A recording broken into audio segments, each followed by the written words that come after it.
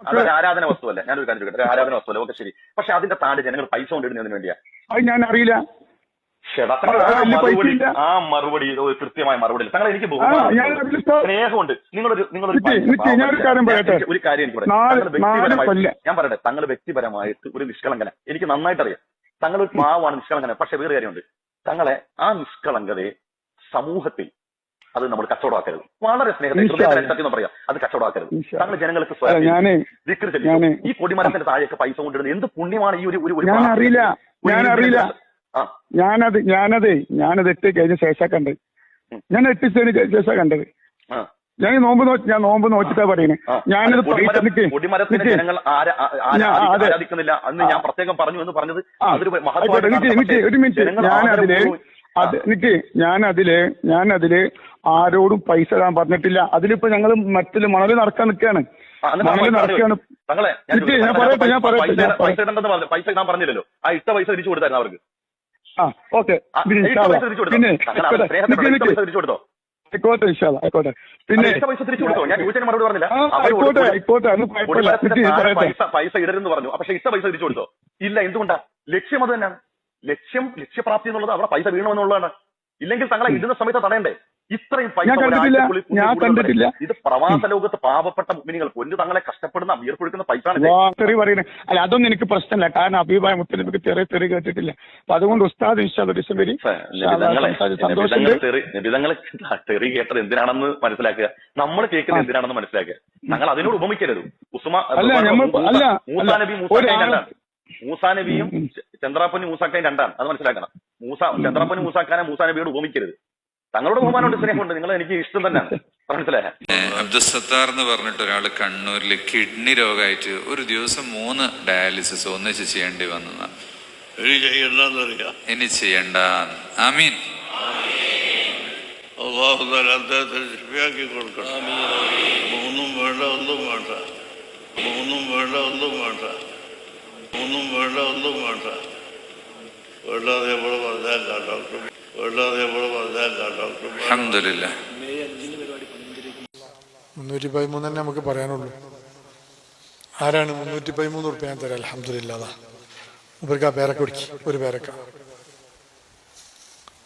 ഇതുവരെ മാങ്ങ മാറിഞ്ഞ് പേരക്ക ആയിക്കോട്ടെ, കുടിക്കും.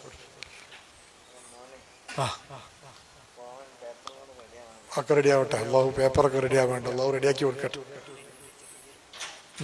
ഇൻഷാ അല്ലാഹ്. അടുത്ത ബദറാകുമ്പോഴത്തേന് അള്ളാഹുക്കെ റാത്താക്കി തരട്ടെ. അവങ്ങൾ ഇപ്പാവും അറിയില്ല. ഏതായാലും അൽഹംദുലില്ലാ, അള്ളാഹു അടുത്ത ബദറിൽ എല്ലാം സന്തോഷമായി കേൾക്കാൻ അള്ളാഹു തൗഫീഖ് ചെയ്യട്ടെ.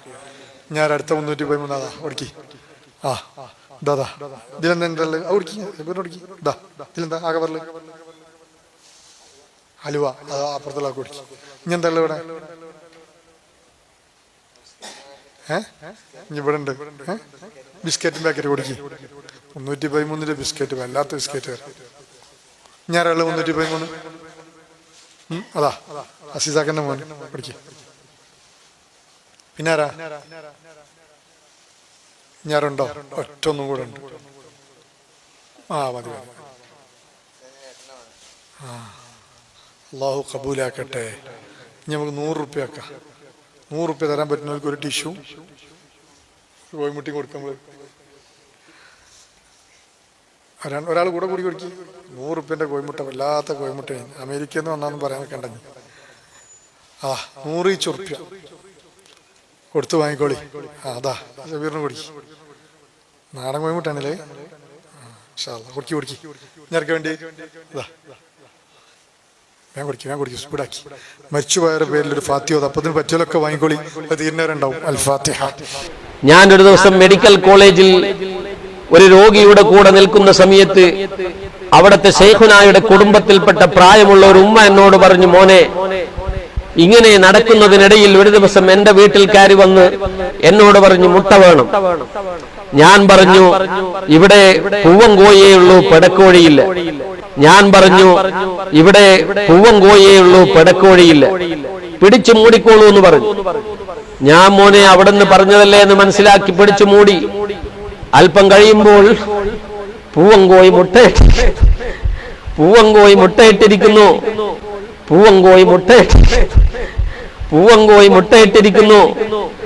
ഈ ഉമ്മ പറയുന്നു, എന്റെ വീട്ടിൽ കയറി വന്ന് പൂവങ്കോയിനെ പിടിച്ച് മൂടാൻ പറഞ്ഞു. അങ്ങനെ ഞാൻ മൂടി, പക്ഷേ അത് മുട്ടയിടുകയാണ് ചെയ്തത്. മുട്ട പുഴുങ്ങി കൊടുത്തു. കൂടുതൽ വേവുന്നത് ഇഷ്ടമില്ലായിരുന്നു. ഇളം വേവിലാണ് മുട്ട തിന്നാറുള്ളത്.